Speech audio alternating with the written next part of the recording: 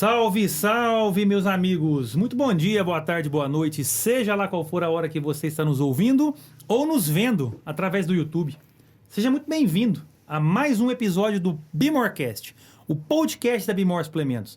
Aqui, você é o principal convidado. Então fique ligado, porque hoje vai rolar um bate-papo bem bacana, porque eu trouxe dois amigos. Eu estou aqui hoje com o meu amigo Adolfo Ganzaroli, sócio desse podcast, host desse podcast, e com ele. Ele é diretor do curso de Educação Física da Uniub. Ele foi técnico de basquete no Mato Grosso do Sul por muitos anos. Ele tem especialização em planejamento e gestão da educação física, mestre em educação. Ele é Silas Queiroz. Silas, muito obrigado pela sua presença. É uma honra ter um convidado como você aqui no Bimorecast. Agradeço ao Adolfo, né, por estar presente também. É uma satisfação muito grande para nós. E eu queria, para começar esse bate-papo aqui, que pelo jeito nós temos várias horas de bate-papo, que, né, eu sou um cara que tem muita história, muita bagagem, muito conhecimento nessa área. Queria que você aproveitasse e passasse para a nossa audiência um pouco da sua trajetória nessa vida, como é que foi sua vida acadêmica, esse início da sua trajetória no esporte, no basquete, até chegar onde você chegou hoje, nesse profissional de excelência que você se tornou. Conta um pouco pra gente. Bom, primeiro, Felipe e Adolfo, né, gostaria muito de agradecer esse convite, fiquei muito honrado. Eu tenho acompanhado vocês aí, né, pelo YouTube e apreciado, né, a forma como vocês têm conduzido esses momentos, esses encontros, que tem somado bastante, não só para a nossa área, mas para todos aqueles que de alguma forma se preocupam com as questões relacionadas à qualidade de vida, né, a um estilo de vida mais saudável. Isso é muito bacana, acho que é um espaço que tem que continuar, né, e vocês estão de parabéns, principalmente você, Felipe, por essa iniciativa e também lá pelo seu empreendimento, que a gente acompanha e vê só você crescendo, né? Graças Isso é muito a bacana. Deus. Bom, cara, assim, falar da minha trajetória pessoal, profissional, né? Eu parto sempre do princípio que o basquete, né, a modalidade de basquete me colocou em tudo que eu faço na minha vida, né? Eu comecei a jogar basquete muito cedo, eu fui atleta das categorias de base lá no meu estado do Mato Grosso do Sul, fui atleta da seleção do Mato Grosso do Sul, tive a oportunidade de jogar os ainda, né, tão importantes Jogos Escolares Brasileiros, o JEBs na década de 80, tá?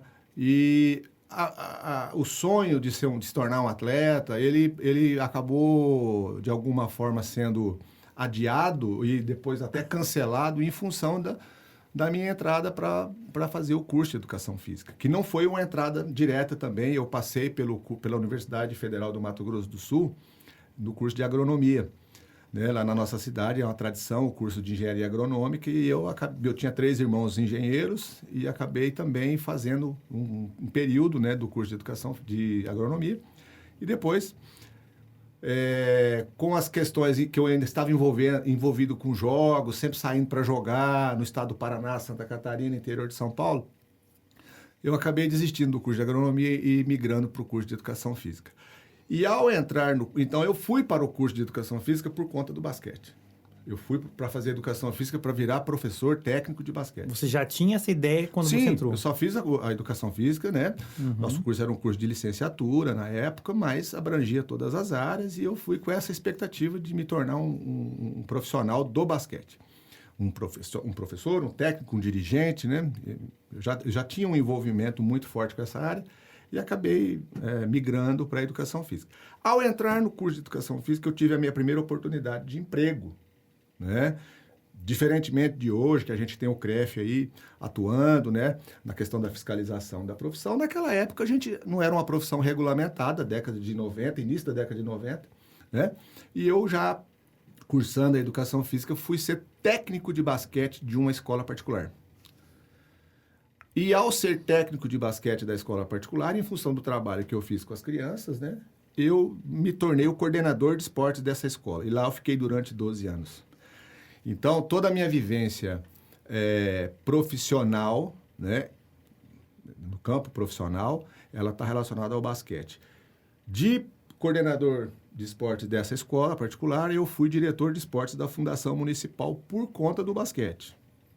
E por conta do basquete ainda, eu fui convidado para ser professor no curso, na faculdade em que eu me formei, para trabalhar com a disciplina de basquete.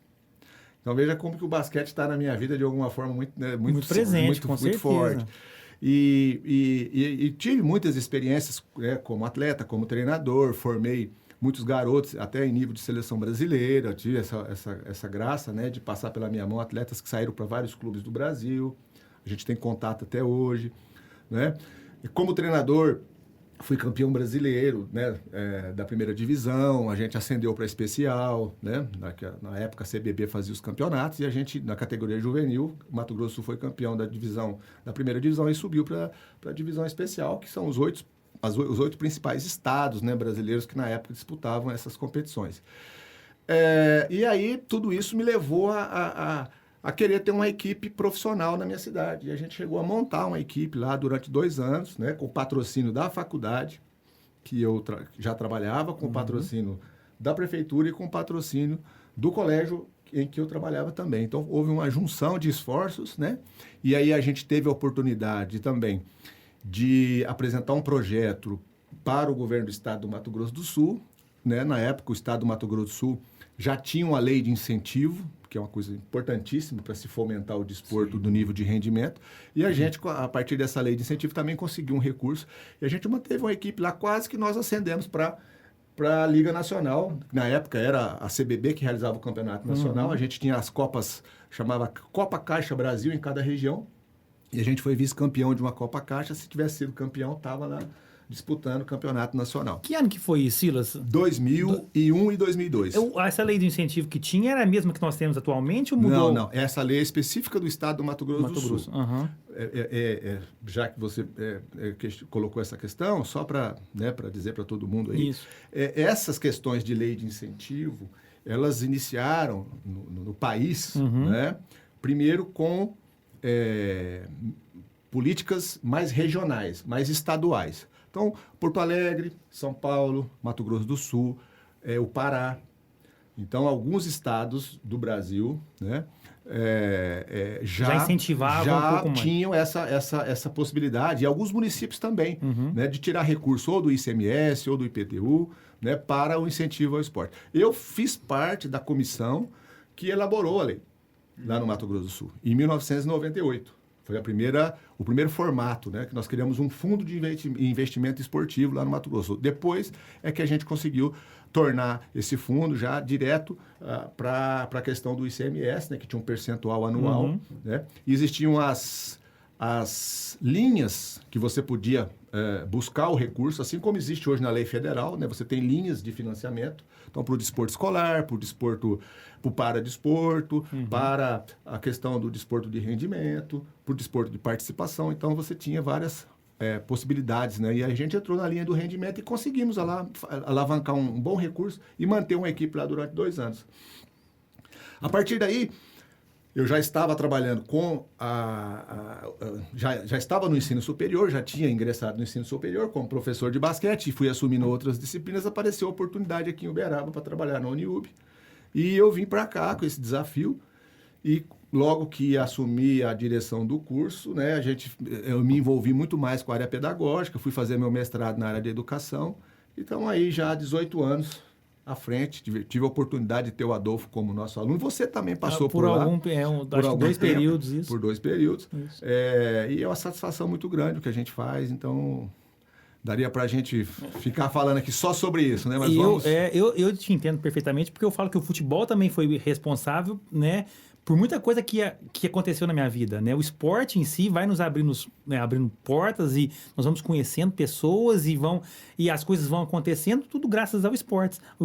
Então, principalmente, você que joga até hoje, eu tenho certeza que você continua colhendo frutos até hoje graças ao basquete, sendo com novas amizades, sendo com campeonatos, sendo com viagens, né? O esporte nos dá essa oportunidade. Que bacana. Agora, interessante, né? Eu tive aula com o professor Silas. Quando você chegou, eu peguei você chegando na faculdade, né, Silas? Você estava no 2º ano. Estava no 2º ano. e não tinha ideia, enquanto ele meu professor, do currículo dele. Né? Você tem que deixar esse currículo claro lá para os alunos, velho. O pessoal da educação física aí tem que ter ideia, né, da bagagem que o Silas tem. Porque eu não tinha essa noção dessa trajetória sua tão rica, né, de vivências dentro do esporte. E eu queria te perguntar uma coisa, que você falou uma coisa aí que me chamou a atenção, Silas. Quando que virou essa chave que você era jogador de basquete? Eu acredito que da mesma maneira que eu com jiu-jitsu, Nogueira com futebol, tinha aquele ímpeto de tentar essa vida profissional, de querer competir e tudo mais. Essa chave virou só de você entrar na faculdade, você decidiu, não, vou parar com isso e vou dedicar a vida de acadêmica? Tudo foi acontecendo, como o Felipe falou, as coisas vão acontecendo, às vezes você vai conhecendo pessoas, portas vão se abrindo. Exatamente. A minha especialização lá no Paraná, depois que eu me formei, eu ainda jogava, ainda tinha alguma coisinha de esperança, né? Porque a gente sempre alimenta isso, sempre né? Alimenta, assim. Mas assim, as coisas foram acontecendo e as portas foram se abrindo para outros caminhos, né? E eu entendi que... E também tem um outro lado, o Adolfo e Felipe, que é o seguinte, na minha época, esse final da década de 80, início da década de 90, né, o esporte brasileiro, principalmente os esportes de quadra, né, estavam passando por um momento de transformação. O voleibol vinha numa crescente, que o voleibol passou por um processo de profissionalização, de espetacularização a partir da década de 80, lá com o Bradesco Boa Vista, né? Com a Atlântica Boa Vista, quer dizer, com a equipe do Bernardo, né? O irmão dele, o William, aquela turma toda. E o voleibol foi o primeiro esporte dos esportes coletivos que apresentou uma estrutura um pouco melhor, né? No Brasil, a gente tinha uma hegemonia dos clubes de São Paulo, né? Ou você entrava num daqueles 3 ou 4 clubes de São Paulo, ou você ia ter que ficar correndo o trecho, né? Então, isso tudo te coloca diante de uma realidade que você fala assim... É difícil. É difícil, eu não estou a fim de me sujeitar para algumas coisas, eu vou trilhar outro caminho e poderia ter jogado. Eu tive, inclusive, no momento em que eu estava cursando Educação Física, eu tive 2 convites para jogar no interior do Paraná e no interior de São Paulo, né? Ambos os convites para disputar campeonatos estaduais importantes e que ascendiam ao campeonato nacional, mas eram convites assim que você praticamente tinha que pagar para jogar, né? E eu tinha um desejo também de continuar a minha carreira como aluno, né? E me tornar um profissional de educação física, um professor de educação física. Então acaba que essas coisas foram tomando um caminho próprio, sem muito, né? Deixando as coisas acontecerem. E eu acredito que hoje, na realidade do curso de educação física, você vê esse perfil de aluno que chega com potencial, com esse histórico de ter tentado uma carreira profissional dentro de algum determinado esporte, chega no momento que tem que optar? Com certeza. Embora, Adolfo, quando você fala de perfil de aluno na atualidade, né, o aluno o ingressante do curso de Educação Física na atualidade, a gente faz sempre uma pesquisa, né, com esses alunos, para ver por que ele veio fazer educação física, qual é a expectativa que ele tem com o curso, etc. Hoje a gente tem um número muito pequeno de meninos e meninas, né, de garotos aí, que estão diretamente ligados ao esporte. Eu ia te falar isso agora. Qual que é o perfil hoje de um estudante que chega para fazer o curso de Educação Física que vocês... Qual leitura que vocês fazem no modo geral? Não, a leitura é muito simples, Felipe. Na década de 70... com todo o movimento que aconteceu de renovação do pensamento da educação física brasileira, né? Com os primeiros estudos aí na área de ciência do esporte, os primeiros estudos na área da fisiologia, né? A gente teve um incremento muito grande, né? Para a educação física vinculada ao desporto de performance. Então, eu tive professores de educação física na escola que eram da área da performance esportiva, que eram da área do rendimento esportivo. Então, a gente aprendia os esportes, pelo menos aqueles mais tradicionais, né? Eu fazia basquete, mas joguei handebol, joguei voleibol. Meu esporte era o basquete, mas a gente acabava... Atletismo, fazia várias provas do atletismo e fazia provas, assim, de forma bem organizada, né? Sistematizada, treinada, porque os professores, a formação em educação física nessa época era muito esportivizada. Era mais prática, assim. Também. mas não só mais prática, mas o currículo era mais esportivizado. Você tinha uma carga horária dentro da educação física, por exemplo, de ter 120 horas de basquete no curso. Hoje a gente tem 40. Entendi. Eu Né? ia te perguntar isso também. Tá? Então, só assim, né, tentando responder só a pergunta de vocês, a questão do perfil. Hoje é um perfil muito complexo. Né? Nós temos alunos que vêm por conta do apreço que ele tem pelas atividades físicas, principalmente em ambientes como academia, né? Ginástica, musculação. É um grupo bacana. A gente tem um grupo forte que vem da dança. Muita gente, inclusive eu ouvi o Ale falando, né, que ele começou a educação física, que ele veio da dança também. Né? Muitos alunos que vêm das lutas e artes marciais. Né? E quando você vai olhar para o futebol, para o basquete, para o voleibol, para a natação, para o judô, que são aqueles esportes mais tradicionais, né? O próprio atletismo, você vai ter um número muito pequeno. Né? E a gente sente essa dificuldade porque mesmo o curso tendo uma bagagem teórica muito forte, você tem os momentos práticos. Né? E esses momentos práticos, a gente acaba tendo uma dificuldade e aí implica uma responsabilidade metodológica do professor de entender que aqueles alunos que ali estão, né, eles precisam aprender a ensinar, eles precisam aprender o ato educativo de uma ou outra situação, de uma ou outra modalidade, né, mas que eles têm uma dificuldade em termos de capacidades coordenativas, desenvolvimento motor muito grande. Né? A gente chega com alunos lá com déficit de conhecimento do corpo, do próprio corpo. E aí vai para uma aula de dança, de ginástica artística, né, das aulas que a gente chama de aulas mais práticas, né, o aluno tem muita dificuldade, mas eles se superam e eles aprendem aquilo que precisa aprender num curso que pretende uma formação mais generalista. Você falou de mudanças da carga horária, por exemplo, do basquete, né, na aula prática. Quais são as mudanças que você vê assim do seu início ali como, né, diretor, né, para o momento atual? Teve muitas mudanças em grade curricular, e quais foram as mudanças que você acha que foram mais impactantes, né? Ou as mudanças foram pequenas? O que você acha assim, a diferença de uma carga horária de alguns anos atrás para a carga horária atual? Veja bem, Felipe, se eu for colocar só o tempo que eu estou como diretor, eu estou há 16 anos na Uniub como diretor, estou há 18 como professor, mas 16 como diretor, né? As mudanças, elas aconteceram mais no que se refere a gente estabelecer no currículo, até por conta das próprias diretrizes, das próprias orientações, né, nacionais, enfim, com relação àqueles componentes curriculares que estão mais vinculados à área da saúde. Né? Hoje a gente tem os cursos, principalmente o curso de bacharelado, né, os cursos de bacharelados. A gente tem aqui na nossa Universidade Federal do Triângulo, né, nossa universidade parceira aqui, um curso muito voltado para a área da saúde. Tanto que o mestrado dele, as linhas de pesquisa são mais voltadas para a área da saúde do que para a área do desempenho propriamente dito, para a área do esporte, etc., né, lazer. Então é mais saúde, mais trabalhar com grupos específicos, com grupos especiais. Né? Então, essas disciplinas, elas passaram a fazer parte do currículo. E uma outra novidade é a questão da inserção do profissional de educação física, que faz o curso de bacharelado, né, na área da saúde pública. Então, a gente tem também disciplinas que vão discutir isso, componentes curriculares, né, que a gente vai discutir a inserção desse profissional trabalhando de forma interdisciplinar. Né? Hoje a gente tem, por exemplo, uma residência multiprofissional em saúde. Tá? A Tairine, que foi nossa aluna, né, trabalha com você, ela fez uma residência, né, ela saiu da universidade, foi fazer uma residência multiprofissional na área da saúde, né, que é uma novidade aí de uns anos para cá. Tá? Aproximadamente, principalmente aqui no Uberaba, de 10 anos para cá. Tá?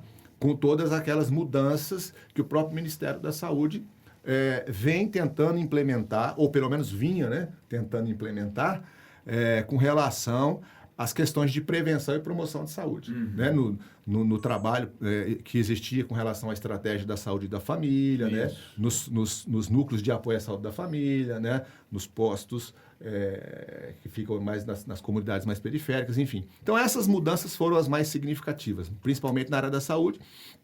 E eu diria também que, não só na educação física, mas de uma maneira geral, há uma tendência muito forte para a questão do empreendedorismo, né? Então, são disciplinas também que acabam aparecendo mais nos currículos. Colocaram no Vou dar um exemplo para a gente. Tem planejamento de carreira, Tá. entendeu? Aham. Que é uma disciplina que faz parte do currículo não só da educação física, né? Aham. Tem comportamento empreendedor, né? Então, são Eu não sabia, que legal, cara. Tá? Então, essas questões. E nossos alunos da educação física, tanto na disciplina de comportamento empreendedor quanto de planejamento de carreira, como são professores de outras áreas que trabalham com esses alunos, professores da área da administração, da gestão, eles sempre têm elogiado a participação dos nossos alunos, que são muito criativos, muito dinâmicos, né? E Que o mercado atual exige isso, né? Não Existe. tem como. Hoje. Tem que ser dinâmico. Exatamente. Silas, qual que é a porcentagem hoje de conclusão de curso de alunos que ingressam na faculdade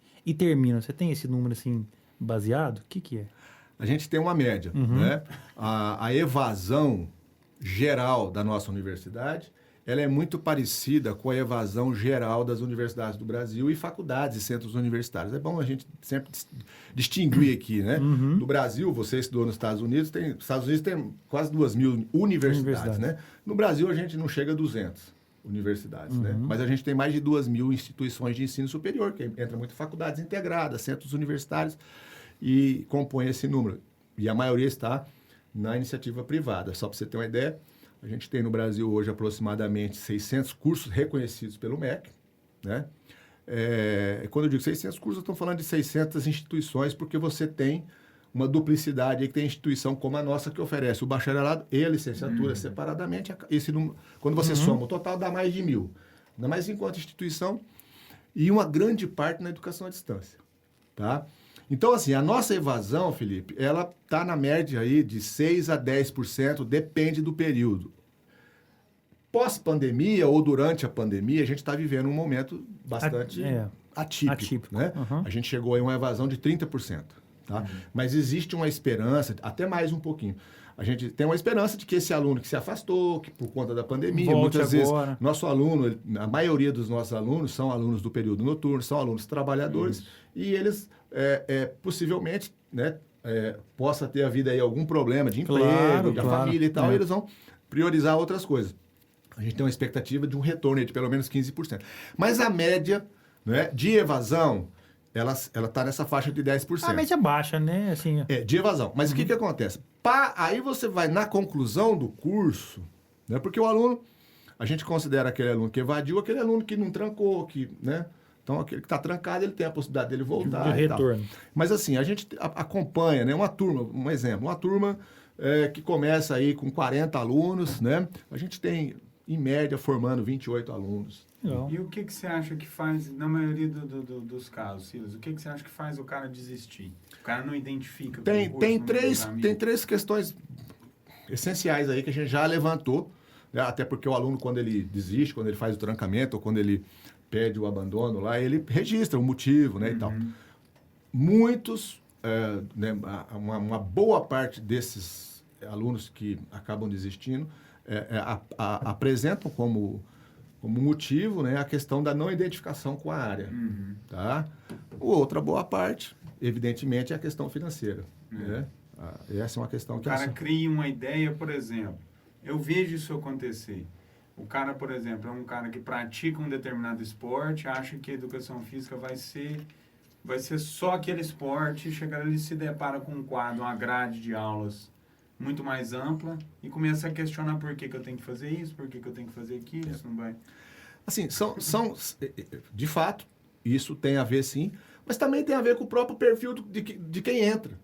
Né? Muitas vezes ele entra sem ter uma definição. Ele não é uma pessoa que veio, por exemplo, de um esporte... No seu caso, por exemplo, que entrou sabendo o que queria. Sabendo o que queria. Então ele vai lá experimentar. Né? Deixa eu ver. Claro que existe ainda uma falsa ideia de que a educação física seria um curso fácil, né? E eu sempre que eu recebo os nossos alunos, os nossos ingressantes, eu faço uma dinâmica com eles de conversa mesmo, de mostrar para eles o currículo da educação física, de mostrar para ele a complexidade que é você trabalhar com conhecimentos da área biológica, que é a área que talvez, vamos dizer que é a área mãe, né, da nossa educação física, né? O berço da nossa educação física está dentro da área biológica, desde os primórdios, desde os primeiros das primeiras iniciativas das práticas corporais no Brasil, por exemplo, no final do século XIX, né?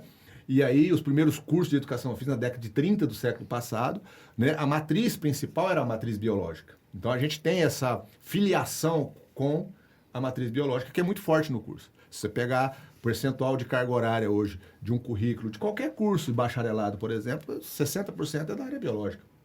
Né? Mas a gente tem outras dimensões do conhecimento que são contempladas num currículo. Por exemplo, a dimensão da relação ser humano-sociedade, onde os conhecimentos advindos da área das ciências humanas e sociais fazem parte. Né? Toda a cultura de movimento humano faz parte do currículo. Então, de repente, o menino que veio do futebol, né? É aquilo que você falou, ele não está entendendo por que ele tem que fazer uma aula de ginástica artística, né? Que é um esporte voltado para mulheres.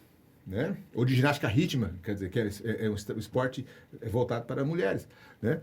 E a própria ginástica artística, que mesmo tendo a participação de homens, também a maioria, né, das pessoas que se envolvem são mulheres. Então, por que eu tenho que fazer isso? Então, isso faz parte do currículo. Então, esse currículo ele é muito complexo.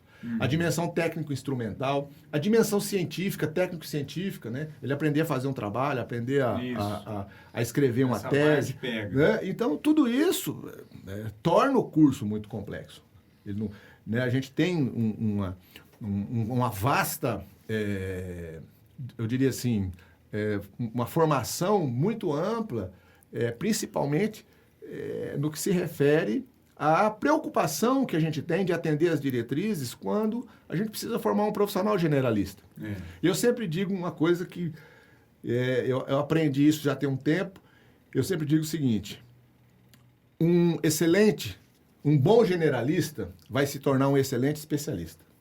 Então, não adianta você querer ser só especialista. Você precisa saber conviver com outras áreas do conhecimento, porque a sua possibilidade de fazer analogia, inferência, né, trocar experiências e tal, te possibilita um crescimento muito maior. Então, a formação generalista ela é fundamental. Silas, desse pessoal que forma, desse percentual que sai lá da Uniub, quantas outras faculdades de educação física tem em Uberaba?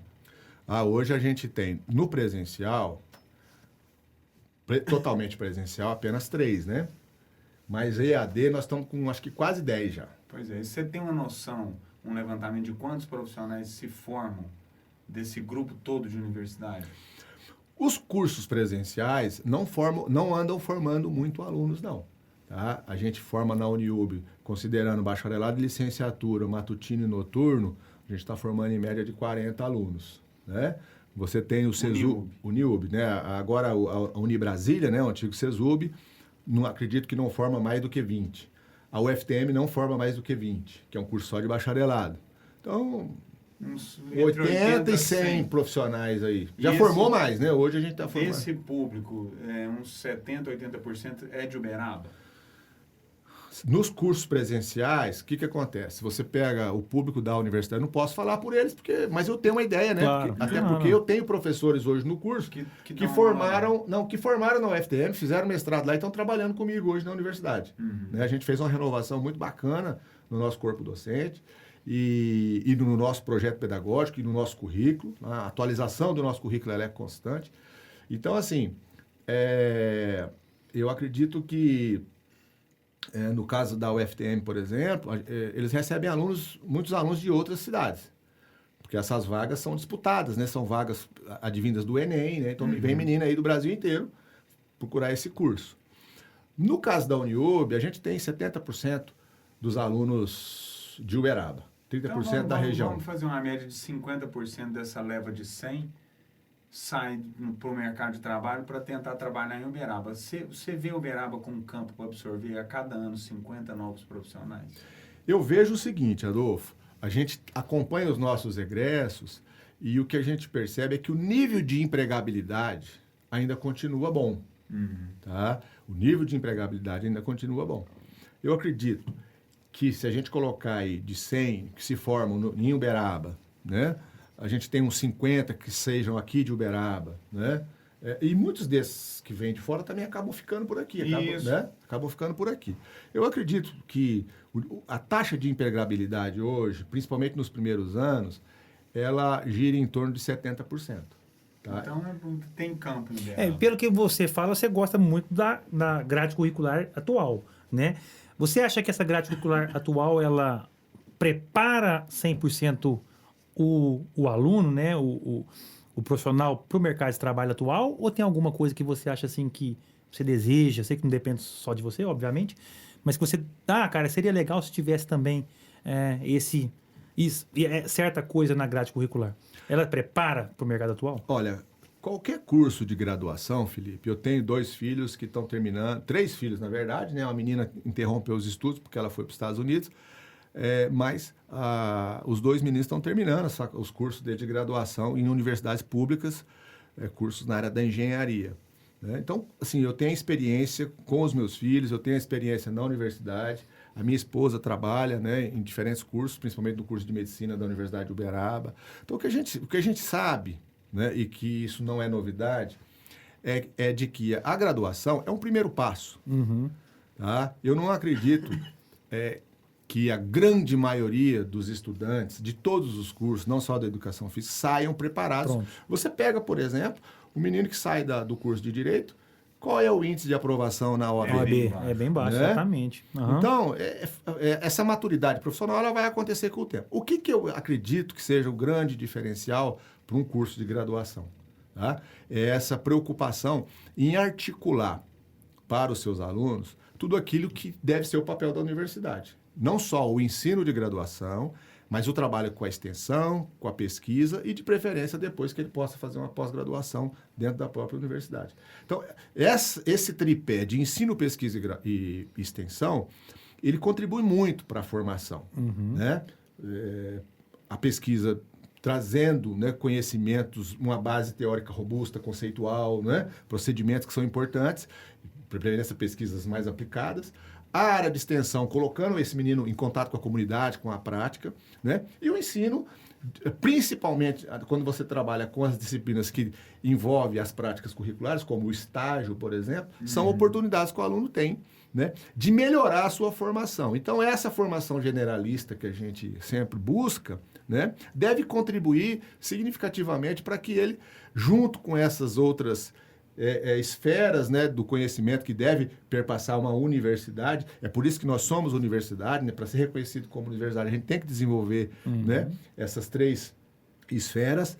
E aí eu acho que aí sim a gente pode colocar um profissional no mercado um pouco mais em condições de entender o seu mercado, de participar do seu mercado. Agora, para que tenha uma atuação profissional mais segura. Agora, isso não depende só da gente. É exatamente isso que eu ia falar. Isso depende muito de como o aluno vai levar o curso também, né? A gente tem casos de excepcionais alunos que saem com uma formação, como todo mundo teve, né? A formação foi igual para todo mundo. Como ele absorveu esse conhecimento, Exatamente. como ele usou esse conhecimento durante a formação dele, ele sai já um século na frente do outro. Isso. Você acha que, só para a gente continuar esse assunto, você acha que nós enfrentamos um ano difícil, né, o ano passado, e com certeza na parte do ensino também, e entrou esse ensino à distância, você acha que isso pode ter atrapalhado um pouco o desenvolvimento desses alunos? Porque, querendo ou não, a gente sabe que a ensino à distância não é a mesma coisa ali do presencial, ou é? Ou eu estou falando algo errado? O que você acha? Você acha que pode ter atrapalhado um pouco, ou o aluno... qual que é a sua opinião sobre esse ensino à distância que nós enfrentamos Então, aí? vamos lá. Primeiro, só a gente precisa cuidar das questões conceituais, né? Uhum. Então, a gente não promoveu o ensino à distância. Certo. O ensino à distância, ele tem uma característica. Ele tem um formato. Ele tem um formato. Certo. Né? EAD é uma coisa. Então, você, lá na universidade que eu trabalho, tem um curso EAD. Ele tem um formato, né? As aulas já estão previamente agendadas, o conteúdo está lá, o material está lá, o aluno acessa quando ele quer e tal. Em função da pandemia, o que a gente teve que fazer foi trabalhar no ambiente remoto com aulas síncronas, né? Então, o professor está ali às 19 horas, é o horário dele, ele abre a sala, né? O menino está na casa dele, o professor está na casa dele também, ou na própria universidade, ele vai ministrar a aula dele ali de forma síncrona e tal. Então, esse é um detalhe importante. Isso. Então, os próprios alunos, no começo, eu estou pagando a universidade para ter aula EAD. Não, você não está tendo aula EAD, você, né? Você tá É um acesso remoto ali, é um mas acesso remoto, mas é com essas características, certo. tá? Então, Esse é o primeiro ponto que eu gostaria de colocar. O segundo ponto é que, quando a gente trabalha com educação, né, e aí a gente tem as políticas nacionais que vão delineando como é que essa educação vai acontecer. Nós temos um Plano Nacional de Educação, e aí vem diretriz, vem resolução do MEC, né, dizendo como que as universidades devem proceder com os seus currículos, com os seus projetos pedagógicos. Essa tendência de aumentar a carga horária não presencial, e aí sim entrar, né, a questão do ensino à distância, dentro do curso presencial, isso já é realidade. É uma tendência. Não é uma tendência, já é realidade. Tá? A gente teve, em 2018, uma autorização para que todos os cursos tivessem até, com exceção da medicina, tivesse até 20% da carga horária dos cursos presenciais de forma não presencial. Então, eu tenho um curso de 3.200 horas. Quanto que dá 80%? Você que é bom de matemática, né? A gente vai ter ali uma quantidade, né, aproximadamente 300 horas, 8 vezes 3, 24, né, de carga horária não presencial. Em 2019, essa resolução foi alterada e a gente passou a ter, não só nós, todas as universidades brasileiras, né, uma possibilidade de ampliar isso até 40%. Dobrou. Então, a tendência, e eu escutei isso do reitor da USP, no momento da pandemia, que estava no pico da pandemia, de dizer que ele já aproveitando essa questão dessa diretriz nacional, né, dizendo que a tendência é você ter o aluno menos tempo lá na universidade, com aulas mais dinâmicas, com metodologias ativas, com sala de aula invertida, que são todas as possibilidades metodológicas para se pensar esse formato, né, de desenvolvimento do aluno no seu curso. O que seria só te cortando, uma sala de aula invertida? Uma sala de aula invertida é uma proposta metodológica, eu diria, dentro do grupo, né? Porque hoje o grande termo da educação chama-se metodologia ativa. O que se busca fazer é metodologia ativa. E a sala de aula invertida é uma das possibilidades de você trabalhar com metodologia ativa, que seria... Por que invertida? Porque o aluno, em vez dele ir para a sala de aula, escutar o professor falar aquele conteúdo, ele vai estudar na casa dele, ele vai fazer as atividades na casa dele e vai vir para discutir com o professor. Legal. É um formato. Tá? Isso já acontece. É muito... a Silas, comparação... Isso acontece automaticamente hoje, que o aluno tem acesso a tanto conteúdo que ele já chega lá querendo discutir com o professor. Em alguns casos, sim, para algumas disciplinas, sim, mas nem para né, isso não acontece de forma geral, não, Adolfo. Se você pegar Harvard, por exemplo, né? Harvard é o berço da metodologia ativa, da sala de aula invertida. O aluno só vai lá para tirar dúvida com o professor. Então, isso é uma realidade. Nós estamos no olho do furacão, nós estamos num momento de transição. Como eu sou professor de história também, da educação física, e gosto muito da área de história, quando a gente olha para o nosso tempo, a gente pensa que as mudanças estão acontecendo de forma muito rápida, né? Mas se você parar para pensar, nós estamos aí com praticamente 30 anos, né? 30 anos, quase a idade de vocês, né? De mudanças na área da educação. De mudanças que estão caminhando. Essas mudanças começaram lá na década de 90 e estão chegando hoje para fazer esse efeito que está fazendo agora. Tá? Então, isso não é novo. O EAD, ele começa a surgir no Brasil no momento que surge a internet. Não é? A partir da década de 90, meados da década de 90, 95. Isso, 94, né? 95, isso. Tá? Então, isso vem sendo discutido. A EAD, por exemplo, na nossa universidade, começou em 2005. Né? E vem traçando um percurso, né? Aperfeiçoando, melhorando as suas práticas e tal, para poder atingir. Quanto à formação, a qualidade da formação, só o tempo vai dizer, Felipe. Porque também o mercado tem uma outra exigência hoje do profissional. Sem né? dúvida. O mercado quer um profissional ágil, o mercado quer um profissional capaz de desenvolver a sua resiliência o tempo todo. Né? E com a formação tradicional que a gente tem, a gente não vai ter esse profissional. Não. Né? A gente vai ter um profissional. Agora, se vai dar certo, se esse é o modelo, isso é o tempo que vai dizer. Eu disse, como eu sou professor de história, da educação física, eu sempre olho para o tempo assim, numa perspectiva de 100 a 200 anos, para fazer alguma análise mais significativa. Né? Mas, Silas, agora, pela realidade que eu tenho de convívio com os profissionais que saem da Uniub, que estão ali no meu campo de trabalho no Irapuru, esse objetivo a Uniub está alcançando esse objetivo em despertar ele para a ideia de que a faculdade não vai preparar ele 100%.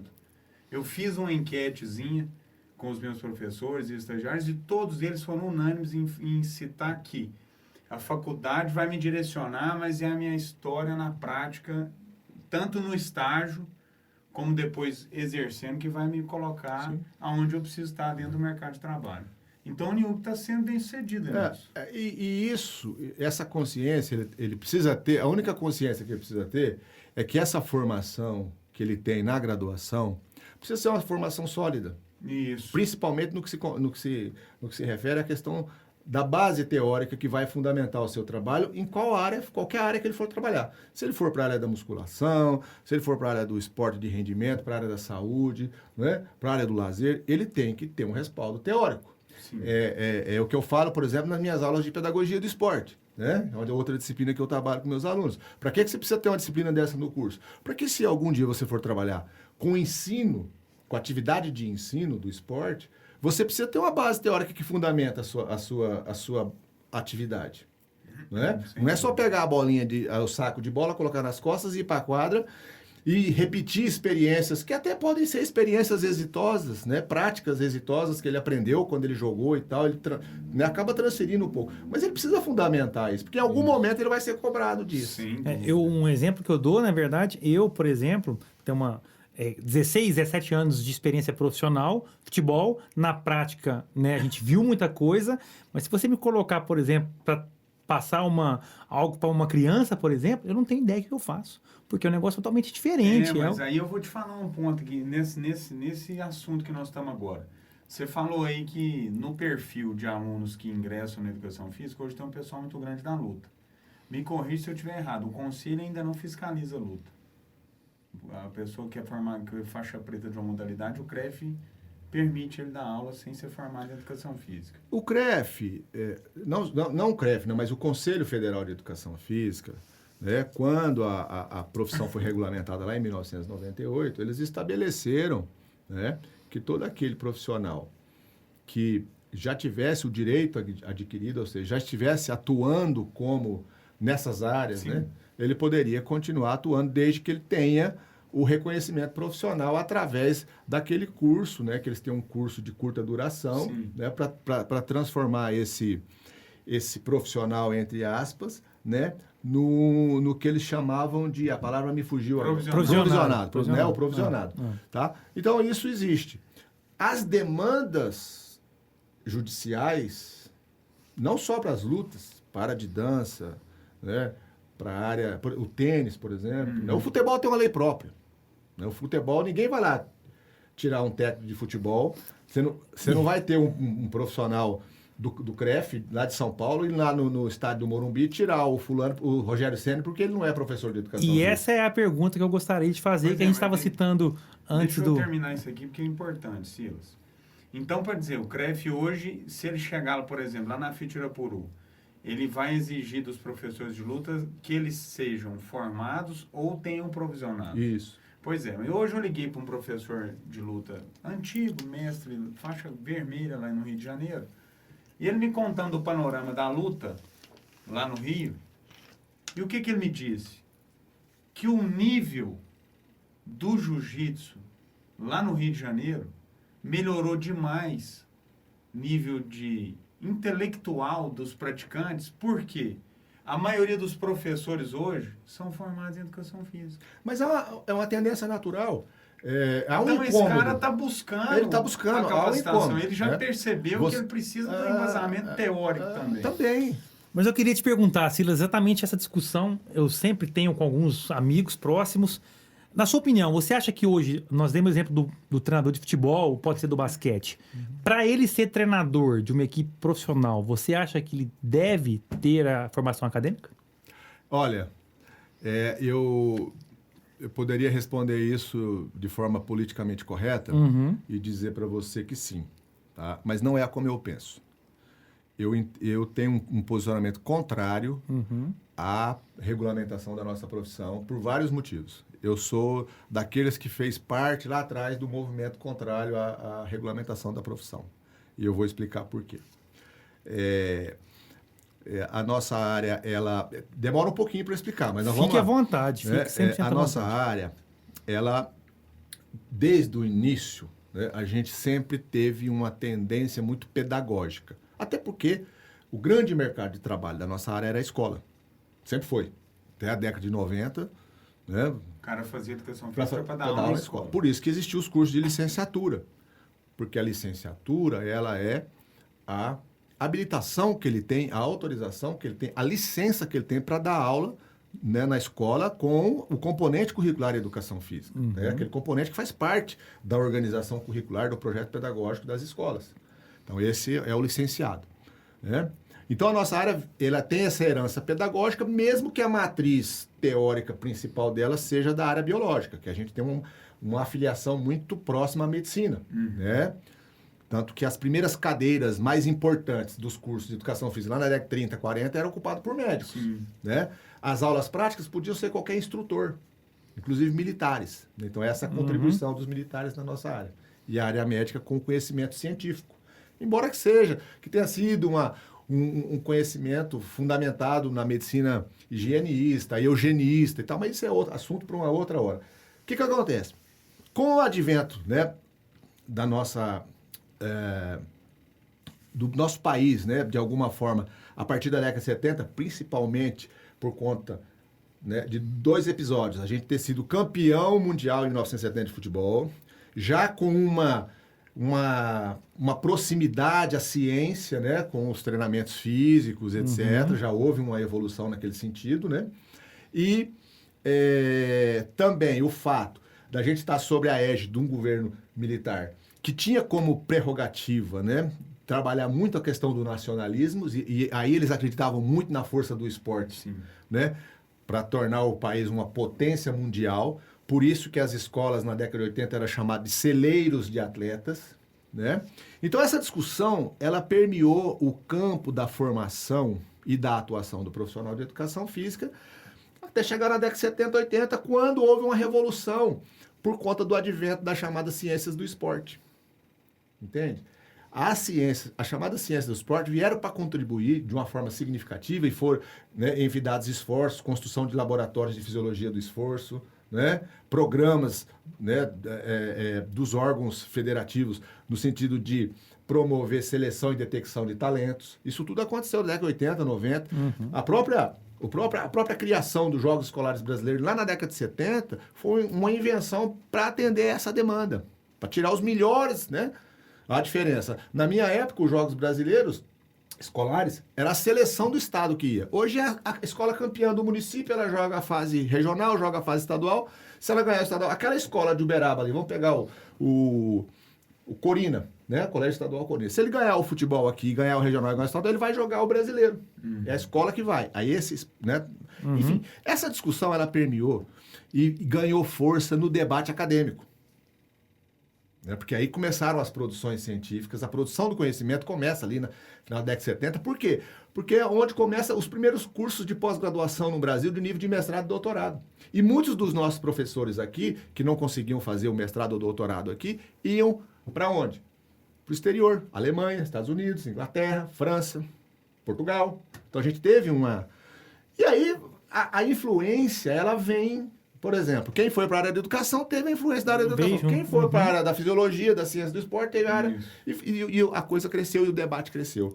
E chegou nesse movimento, né, um grupo representativo querendo, né, que a educação física se transformasse de fato numa profissão científica, porque ela tinha um olhar muito pedagógico. E aí ficava muito naquela história do professor que está na escola, fazendo brincadeirinhas com as crianças, aquilo não tinha sentido nenhum. Eles esqueceram, né, que existe toda uma fundamentação também para poder você estar na escola. As brincadeiras têm fundamento. Né? Enfim, e aí essa discussão ela não teve fim, não tem até hoje. Com isso, houve o processo de regulamentação e esse órgão, essa autarquia federal que não precisa prestar conta para ninguém, diga-se de passagem, tá? Ela faz e desfaz aí o que ela achar que o deve. que ela achar que deve. Mas no futebol ela não mexe. Então, veja bem, o que eu penso em relação a isso? Eu fiz esse enredo todo para chegar onde eu quero chegar. A gente deveria ter uma formação única, tá? E essa formação devia ser licenciatura, com todas as possibilidades, né? Como o currículo antigo era, né? Claro, com as novidades, né? O licenciado ele tem que saber de saúde, ele está na escola, ele precisa saber de saúde, ele precisa saber de obesidade, ele precisa saber de hipertensão, né? Ele precisa saber conhecer tudo isso. Mas valorizar as especializações. Então, eu fiz a minha licenciatura, eu tive aula de musculação, eu tive aula de ginástica, de academia, eu fiz tudo, mas um curso mais amplo. Ia ter uma carga horária um pouquinho maior. E depois... Tinha que ser mais anos, Silas. Ele pelo menos 4 anos e meio para que ele tivesse uma carga horária... 5 anos. 5 anos, pelo menos, como a maioria dos cursos são. Eu ia te Né? falar Para isso. ter. Na Rússia, por exemplo, o curso é de 6 anos. Isso. E ele sai professor. E aí, você saindo professor, meu amigo, se você quiser, né, ser técnico de futebol, você vai ter que fazer os cursos da Confederação Brasileira. Exatamente. Se você quiser ser técnico de voleibol, eu acabava de conversar com o Alexandre, né, que é professor de voleibol, falou, eu fiz o curso nível 3 da Confederação. Na Europa, na Espanha, é assim. Você não precisa, e você não precisa ser graduado para ser técnico de voleibol, de basquetebol. Isso, né? Você tem que fazer os cursos da sua federação, da sua confederação. Exatamente. E você sendo professor, você vai ter que ter a sua carteirinha de professor e vinculado ao Ministério da Educação. O que vai te habilitar para especializar é o fato de ser professor. Aí você sai para sua especialização. Tá? Essa é a minha opinião. Eu concordo, eu também tenho eu sou dessa opinião também. Eu dou um exemplo sempre que me perguntam sobre isso. Por exemplo, quando você vai entrar numa sala de cirurgia, você tem várias pessoas que trabalham ali, né? Você tem a faxineira que limpou a sala, você tem a enfermeira, você tem a instrumentista lá, você tem o médico, cada um na sua função. Numa equipe profissional, por exemplo, de futebol, você tem todo mundo, cara. Você tem... O treinador em si, ele não mexe com a parte física, porque nós temos o preparador físico, que é um profissional de educação física. Normalmente é. Nós temos o fisiologista, né? Que para trabalhar. Nós temos ali o fisioterapeuta. Nutricionista, o né? fisioterapeuta. Então, nós temos vários profissionais que cada um vai agir na sua área para que, no fim das contas, quando todo mundo estiver dentro de campo, o técnico que vai passar o trabalho.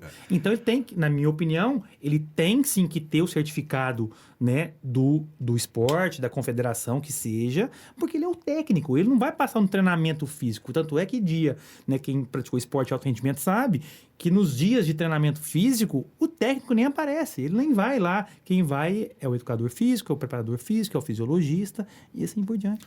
É um pouco polêmico, né? Eu como diretor de um curso, dizer que né? Sem dúvida. Mas eu tenho que concordar com o que a experiência internacional mostra, tá? O que acontece também no Brasil? A gente não tem a valorização do professor, independente da área, né? Então, um professor de educação básica em qualquer país sério, né? Ele tem uma remuneração pelo menos o triplo. E no ensino superior o dobro do que é no Brasil. Então, a nossa, né, na China deve ser 5 vezes mais. Rússia, né?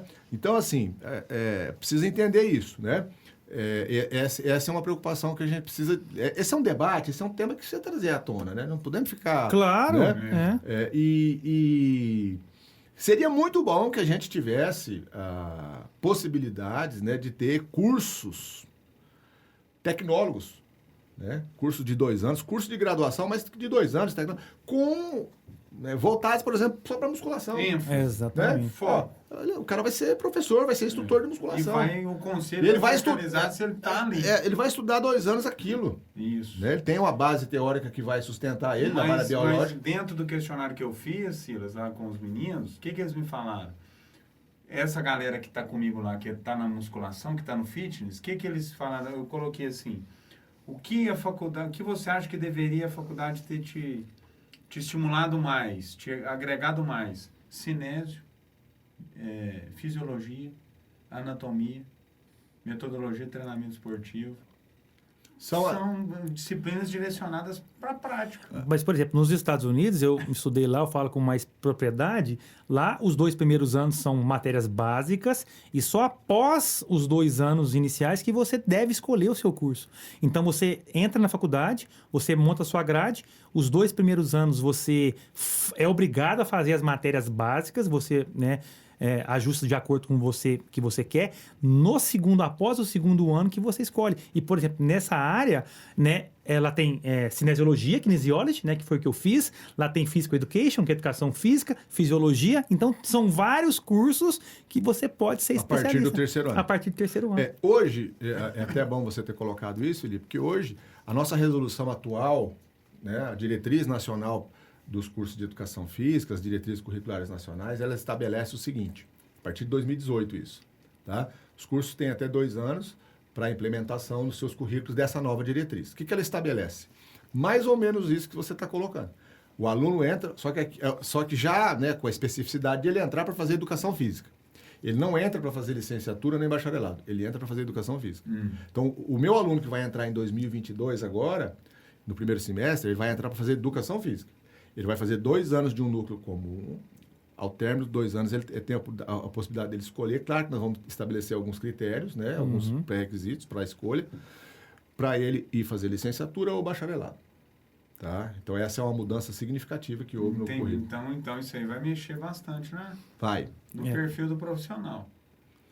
É. Pelo público que você tem lá, Silas, a rapaziada que está com você lá, o que você acha que essa galera vai escolher mais desses 100 alunos que tem lá?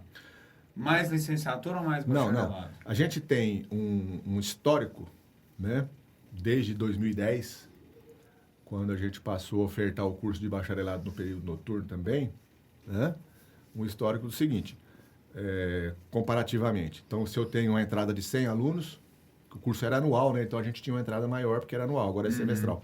A gente tinha entrada de 100 alunos, 70 do bacharelado, 30 da licenciatura. Isso. Tá? Hoje, esse percentual, ele modificou um pouquinho. A gente está com 80% da entrada para o curso de bacharelado até esse ano, né? E 20% para a licenciatura. Mas vai mudar. Agora o menino vai fazer educação física. Ele vai entrar 2 anos, ele vai ter que decidir. Mas lá na frente ele vai ter que seguir uma das duas vias. Ele vai ter que seguir uma das duas vias. Ciro, você acha que uma coisa que influenciou essa aumento no bacharelado foi a valorização, por exemplo, de profissionais como personal trainer, por exemplo? Porque se a gente pegar aí há 10, 12 anos atrás, mais um pouco, talvez 15, e você falasse de um personal trainer, por exemplo, que tivesse um salário que é realidade nos dias atuais, seria algo distante, né? Hoje é uma realidade muito grande. Hoje, né, a população em geral conseguiu entender da importância de ter um profissional desse, por exemplo. Será que o aumento foi parte para o lado um pouco financeiro também? Com certeza. O mercado, ele sempre atrai, né? Veja o grande número de concorrência que você tem no curso de medicina, né? O curso que tem menos concorrência num processo seletivo é 40 para 1. Né? A educação física é uma das 5 profissões mais acessadas no SISU. Né? O menino faz o Enem, depois ele entra lá no SISU para acessar, entendeu? É a 5ª profissão mais acessada. Não é de hoje, né? Eu digo assim, você falou de 10, 15 anos, a gente teve um crescimento exponencial de 94 a 2004 no número de cursos de educação física no Brasil, mas assim, uma coisa absurda de mudança de números assim, incríveis. Há uma valorização profissional, há um momento em que não só a mídia tradicional, mas o advento das redes sociais contribuiu demais para o crescimento da nossa profissão, né, no campo do bacharelado, naquilo que se refere à promoção de saúde, principalmente, né? E o campo mais amplo também, né? Porque o menino que faz o curso de bacharelado, o aluno, né, que faz o curso de bacharelado, ele tem uma amplitude de atuação profissional muito maior daquele que faz a licenciatura, que sabe que o campo dele é a escola. Pois é, eu quero te perguntar, Silas, dentro desse formato que a gente estava discutindo agora, de ser mais específico, por exemplo, o cara que quer musculação, no futuro, se isso vier a se concretizar, ele vai lá e vai fazer 2 anos para trabalhar com musculação. Para isso tomar um formato assim de ser cumprido no termo de lei, legislação, vai ter que ter uma fiscalização muito grande, porque o que acontece na prática? O cara, às vezes, ele agarra o que aparece. E aí, se esse curso não for muito bem definido, por exemplo, o CREF hoje ele não consegue, por mais que ele tente, ele não consegue fiscalizar todo mundo. Aqui em Minas, nós temos um problema bastante significativo, que é a questão geográfica. Nós temos Isso. 863 municípios, se eu não estiver enganado, né? E, enfim, o Conselho realmente tem dificuldades. Porque, de vez em quando, eu tenho cara lá que vai deixar currículo para trabalhar lá na academia, mas ele tem só licenciatura, ele não tem bacharelado. Ah, mas o CREF não vem e tal, não sei o que. Exato. Quer dizer, esse cara, lá na faculdade, ele optou por uma área que, consequentemente, ele não conseguiu emprego, e ele falou, não, vou tentar nessa aqui. O que a gente tem, assim, duas coisas. Uma coisa interessante. Muitos alunos que fazem o bacharelado retornam para fazer a licenciatura. Tá? Muitos, Eu não imaginava isso. A gente tem um número legal de alunos que vêm, que fizeram bacharelado, estão atuando às vezes, e vêm fazer licenciatura por quê? Está preocupado com concurso público, muitas vezes nas escolas, tá? Para seguir carreira acadêmica, ele tem que fazer licenciatura? Não. Para seguir a carreira acadêmica, você tem que entrar. Fazer uma especialização. Você tem que entrar para o mundo acadêmico. Hoje, no caso das universidades, a gente tem que ter um percentual de 70% do nosso corpo docente entre mestres e doutores. Então, normalmente, quando a gente vai contratar, a gente está evitando de contratar especialista só. Então, se aqui é um cara que tem mestrado ou doutorado. Embora a gente sabe, por exemplo, uma área específica, vou pegar o caso das lutas, né, que é uma área muito específica. Né? Às vezes, porque eu tenho esse percentual que eu posso ter de especialista. Você vai lá e coloca. Eu preciso... Dança, por exemplo, é uma coisa muito, né, muito específica. Então, às vezes a gente tem um profissional que não tem mestrado, mas que tem a especialização. Eu converso muito com os meninos lá, principalmente com essa rapaziada que vai fazer estágio, Silas. Me corrija se eu estiver errado. A realidade nossa de Uberaba, eu vejo 3 caminhos para o cara que está lá cursando educação física seguir no mercado de trabalho. Ou ele vai seguir carreira acadêmica, ou ele vai ser um investidor do negócio, ele vai abrir um empreendedor da área, vai abrir uma academia, vai abrir alguma coisa desse tipo, ou ele vai ser um personal trainer de sucesso, para que ele consiga viver da educação física aqui em Uberaba. É importante o que você está dizendo. Duas coisas que se complementam, né? Por exemplo, o nosso currículo, ele valoriza as questões regionais, né? Então, o que tem que é regional aqui que a gente deve valorizar mais, né? Então, o currículo tem essa preocupação, né? A própria diretriz nacional, ela orienta no sentido de que as questões regionais sejam atendidas no currículo, né? Isso é fundamental. E o outro aspecto, Adolfo, com relação ao que você está colocando, né? Evidentemente que Uberaba ainda é um mercado que está, no caso da educação física, eu vejo o mercado ainda com muito para crescer. Eu tenho essa expectativa, né? Há uma demanda, né, que está aumentando e isso tem, né, gera uma expectativa positiva. Mas é evidente que as áreas principais são essas mesmo. Não são? Aí o que eu falo para os meninos? Olha, seguir carreira acadêmica, você vai terminar a faculdade, vai ingressar na especialização, mestrado, doutorado. Para você entrar no mercado hoje, sendo um investidor do ramo fitness, você tem que estar preparado aí na agulha, no mínimo 2 milhões, 3 milhões, você montar uma academia para você concorrer com as 3 maiores que tem hoje em Uberaba. Porque não adianta você, acabando de se formar, montar, por exemplo, um estúdio, sem ninguém te conhecer, sem você ter uma clientela, é mais difícil dele dar certo. E aí você tem a terceira via, que é o quê? Você ser um profissional, um personal trainer, que hoje em Uberaba, um cara, assim, capacitado, um cara que está consolidado no mercado, ganha bem. O cara tem uma condição de vida boa. Eu tenho acompanhado. Você sabe que sim. Você, por exemplo, está enriquecendo e não quer contar pra gente, cara. Você tá Tô ralando, tô trabalhando, tá igual um rico. burro de carga. Mas aí, para essa terceira via, Silas, então quando você fala para o menino assim, olha, não adianta você montar um estúdio sem ninguém te conhecer. Não adianta, Silas. É muito mais difícil de dar certo. Uma coisa é uma vez que eu já sou consolidado, uma referência dentro daquela área, olha, agora eu vou trabalhar, vou montar uma empresa e vou levar o meu nome e vou ter os meus clientes. Beleza, um ponto. Carreira acadêmica, nós sabemos o caminho. A trajetória para ele se tornar um personal trainer bem sucedido, aí é o que acontece, que a Uniub atende a esse perfil. Por quê? Porque ela estimula muito essa parte do estágio, essa visão mais prática, que eu percebo que no FTM eles já são um pouco mais voltados para esse viés de carreira acadêmica. Eles já não valorizam, não é que não valorizam, lógico que valorizam, mas não incentivam tanto o aluno a se dedicar à prática como o aluno da Uniub. Tem algumas, né, razões para explicar isso, né? Uma delas, bem simples, é o próprio perfil dos professores das universidades públicas, né? A gente, quando fala em desenvolver pesquisa e extensão, eu estou renovando bastante o corpo docente do nosso curso. Acho que se eu tivesse que dizer para você qual que é o legado que você deixa, né, no curso de Educação Física da Universidade de Uberaba. Renovação. É a questão da preocupação de atualizar constantemente o nosso projeto pedagógico e o nosso corpo docente. Um corpo docente que tenha uma experiência profissional, mas também que tenha uma carreira acadêmica de formação, de pesquisa, porque isso é importante. Porque no IUB não tinha tanto. Não tinha tanto. É isso aí que eu estou te falando. Tá? E a gente tem buscado... Isso reflete nos alunos. Isso, a gente tem buscado mesclar essas duas questões. Pensar na atuação profissional, mas também pensar um pouquinho na questão da pesquisa. No caso da Universidade Federal, das universidades públicas, a maioria, em qualquer curso, né, dos profissionais tem um vínculo mais forte com a pesquisa. Sim. E isso automaticamente vai ser transferido ali. Passa para o aluno. Para o aluno, né? E é uma formação sólida, né?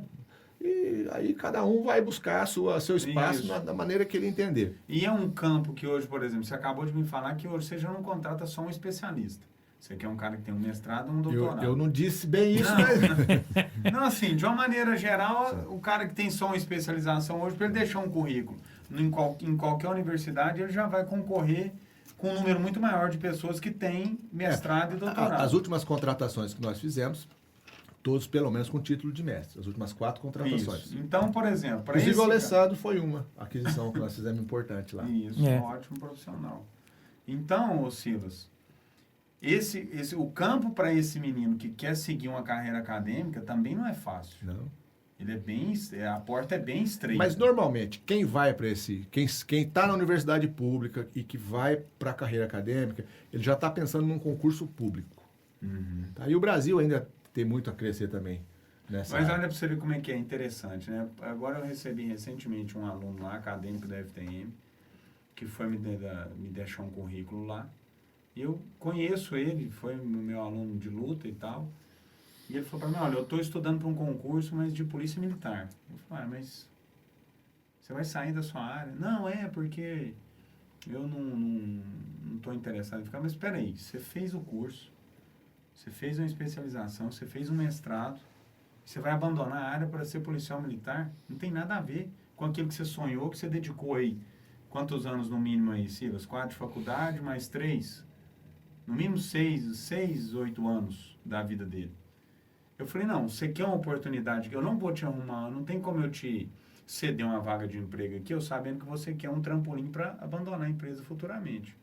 Mas você quer tentar adquirir essa experiência prática que a faculdade não deu para ele, porque não deu, e ver se é isso mesmo que você quer, o cara tá lá, Silas, abandonou a ideia de prestar concurso. Ele quer ficar na prática. Os concursos, seja para a Polícia Militar, para o Corpo de Bombeiros, né, nessas áreas, tem muito concurso, né, no Brasil inteiro, eles são sempre um atrativo. E a exigência de você ter um curso de graduação, ela, né, existe, né? Então, se eu não estiver equivocado, hoje, para você entrar na Polícia Militar do Estado de Minas Gerais, você tem que ter um curso superior. Sim. Não é? Então, às vezes, isso acontece. Lá na nossa universidade também acontece, né? A gente tem alunos que estão estudando para fazer concurso. Eu tenho uma aluna lá que, inclusive, solicitou o empréstimo da pista de atletismo para treinar para Ela pra não prova. vai exercer. Então, é uma possibilidade, né? São possibilidades. As pessoas estão buscando também, de alguma forma, carreiras onde exista a tal da estabilidade. Isso é um atrativo, sempre foi. Né? Silas, para a gente não prolongar muito, eu tenho uma pergunta, né, para a gente não ir muito além. Voltando lá no esporte, né, nós falamos aqui dos Estados Unidos, o que você acha? Porque nos Estados Unidos a liga universitária é muito forte, é uma coisa muito presente no país todo e muito, muito forte. Por que falta no Brasil? O que você acha? Tem essa possibilidade de nós termos uma liga universitária tão forte quanto lá? Ou você acha que isso é um sonho muito distante? O que falta, né, para a gente fazer esses jogos, essas competições se tornarem atração aqui no Brasil também? Porque, cara, eu acho que nas universidades de todo o Brasil, né, nós temos um ninho de talento muito grande e que às vezes não são vistos. Você acha que existe essa chance? Não. Pronto. E o que você acha? E por quê? O que faltaria? É incentivo? Não, O que você acha? É muito simples, né, de responder essa questão. Nós temos no Brasil, né, uma história do esporte muito recente, né, e de alguma forma sempre independente do nível, né, seja no nível escolar, universitário ou até no nível amador e profissional, né, você tem uma história de um esporte construído ou a partir de coletividades, de grupos que se instalam em algumas regiões do país, né, e trazem as suas tradições. No Sul isso é muito forte. Uhum. Eu tive a oportunidade de jogar muito lá nos estados do Sul, Paraná, Santa Catarina, Rio Grande do Sul, e você vê. O interior de São Paulo também teve influência, né, muita influência de alemão e italiano. Então tem alguma, né, diferença cultural importante. E aí a gente precisa olhar para o Brasil com toda a sua dimensão geográfica, né? O Brasil é um país continental aqui, enfim. Então, essa realidade, essa realidade esportiva do nosso país, ela foi construída ou através dessas coletividades e também, muito particularmente, através do que eu chamo, né, da forma como o esporte é feito no Brasil, tá? Ele é feito muito em cima das pessoas físicas. Então, é o Silas que gostava de basquete, é o Felipe que gostava de futebol, que inventou, que pôs dinheiro do bolso, que correu atrás, passou o chapéu. Essa realidade continua. Continua. Acabando de ver o voleibol aí, né, com um projeto para disputar uma Liga C nacional, o menino passando o chapéu. Exatamente. Né, o professor Alexandre. Lutando para ver se consegue. Ou seja, Felipe, o esporte não é nem na esfera pública e também não é na esfera privada uma agenda central de discussão. Ela sempre é uma agenda periférica e é carregada de ideologias que mascaram muitas vezes o papel do esporte, né? Porque o esporte em si também, ele não é sozinho, ele não é nada, né? A gente depende do professor que está ali. Sim, né? Claro. Então, se na iniciativa privada a gente percebe que o esporte não é uma agenda central de discussão, seja na escola particular, seja no clube, seja na associação, né? É como se fosse uma espécie de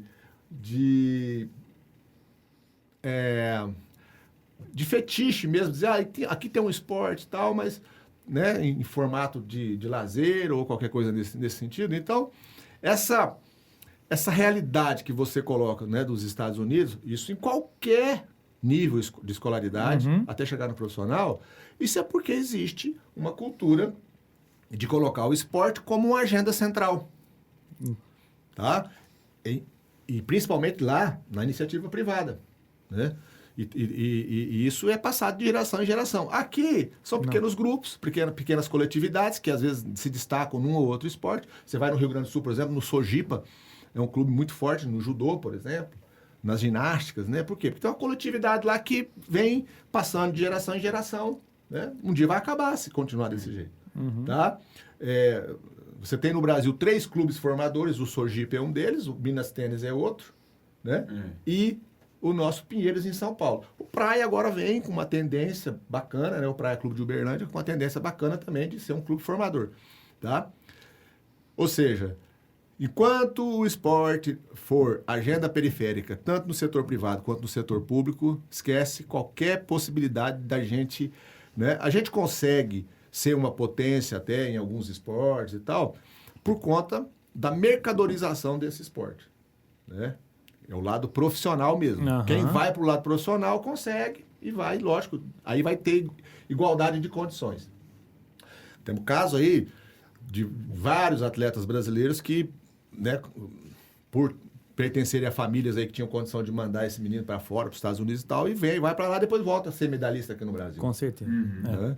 Então, ainda é muito particular. Ainda não é uma agenda Coisa coletiva. que se discuta, por exemplo, num clube, ó, o esporte é prioridade. Que quando eu digo de agenda Exatamente. periférica, Não, é difícil, não é prioridade. É difícil. Exatamente isso. Ô Silas, por exemplo, trazendo bem para a atualidade com relação à Covid, pandemia.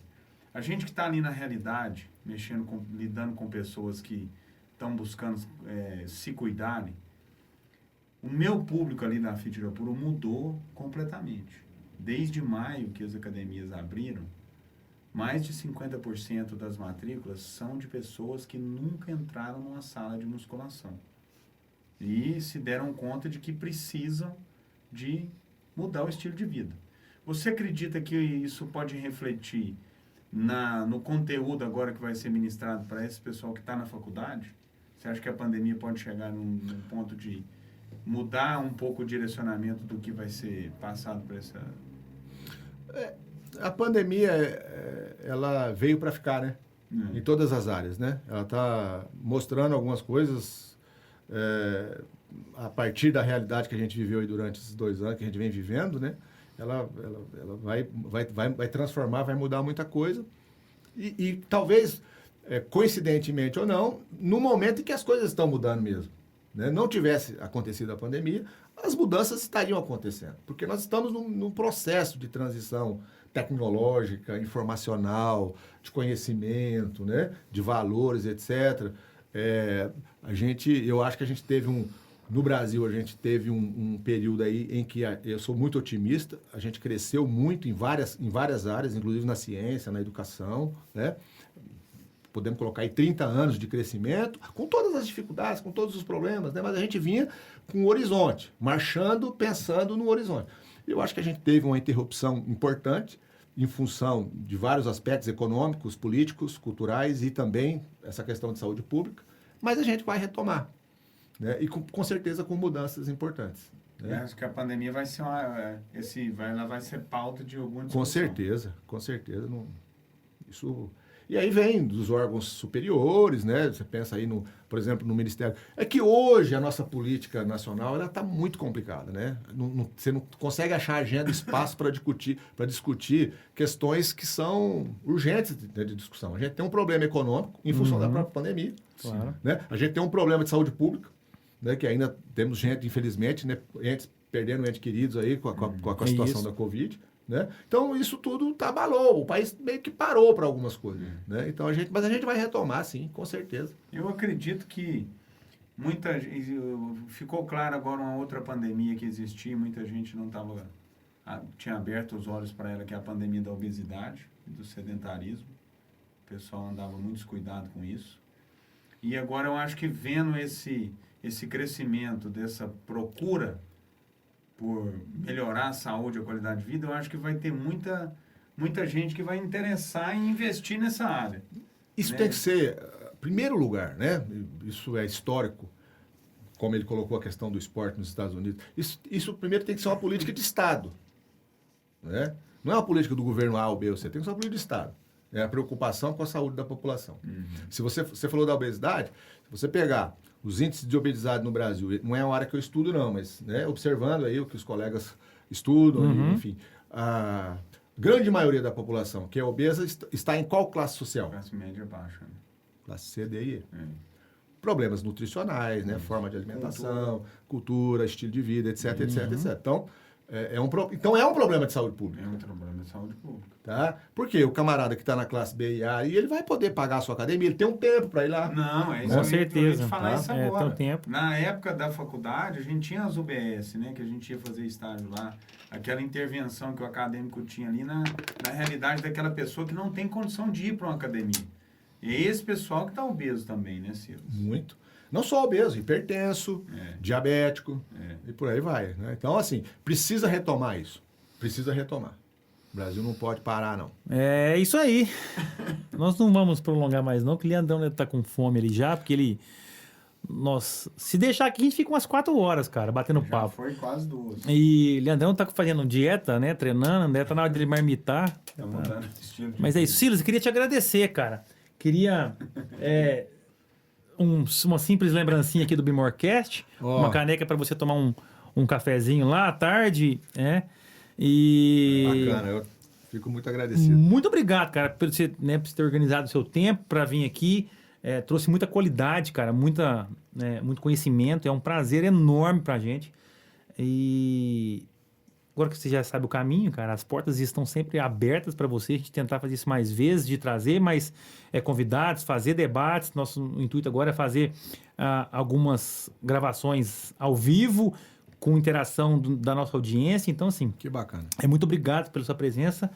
E Adolfão, você também, você já é de casa. Não, eu queria, assim, falar que é gratificante a gente saber que está no caminho certo, porque um profissional do calibre do Silas está por dentro do que a gente vem fazendo, se organizar para estar aqui. Eu fiquei muito feliz mesmo, fiquei muito agradecido. De você ter É isso aí. Silas, manda só um último, para a gente finalizar, um último recado para aquelas pessoas que estão nos ouvindo e talvez queira ingressar na faculdade de educação física, no curso, Bacana. onde o pessoal te acha aí, como é que... A gente está lá na Universidade de Uberaba, no curso de Educação Física, mas mais importante dizer aqui, Felipe, é desse canal que você está abrindo aí, que é uma coisa fantástica, né? Acho que o que vocês estão fazendo tem que dar muitos frutos, já está dando, né? Já está dando alguns frutos, mas a gente espera que isso continue, né? Como você diz, vai abrir espaço para outros profissionais, a universidade está aberta, a gente tem grandes profissionais lá na área de Educação Física, né? Se vocês quiserem convidar, a gente faz a indicação. Maravilha. E assim, o que eu quero deixar aqui, a mensagem que eu quero deixar aqui, eu até pensei nisso antes, né? Falei, o que eu falaria lá no encerramento, né, de um bate-papo tão bacana como esse, que me surpreendeu muito, porque a gente ficou aqui muito tempo falando. Nem vê o tempo passar, né, cara, e é nem vê o isso, tempo nem passar. vê, né? Foi muito bacana. É dizer que as pessoas continuem acreditando, né? Sem aquela neura, sem aquela preocupação, sem aquela loucura, né? Do que o mundo informatizado, o mundo das respostas rápidas, né? nos exige, né? Nem tanta resiliência assim, né? Vamos ser mais saudáveis, mais suaves, mais tranquilos, né? Buscando um equilíbrio sempre. Eu acho que esse é o grande segredo da vida. E buscar conhecimento sempre. Eu, como professor, não tenho outra mensagem, né, para dizer. Maravilha. Buscar conhecimento sempre, que é o que vocês estão fazendo. Isso aí. Parabéns. Valeu, muito obrigado, Adolfão. Um recadinho pra galera aí. Gente, eu acho que é importantíssimo a gente valorizar. Com a maturidade que a gente vai adquirindo na vida, a gente olha para trás e vê que passaram-se pessoas muito importantes pela nossa história e às vezes a gente não valorizou naqueles momentos, né? Mas graças a Deus a gente vão aparecendo oportunidades para que a gente possa reconhecer isso. E o Silas é uma dessas pessoas que me inspirou muito na faculdade, abriu os meus olhos para o campo de treinamento esportivo, né? E hoje estar aqui com ele, para mim, é um privilégio, né? Receber elogio dele, reconhecimento, para mim é muito importante, né? E eu digo para você que está lá fazendo educação física, que você está em boas mãos, você está sendo direcionado, tutoriado por um cara de responsabilidade, ética e compromisso. É isso aí. Então tá aí. Muito obrigado a você que nos acompanhou até o final. Obrigado pela audiência e até a próxima. Valeu.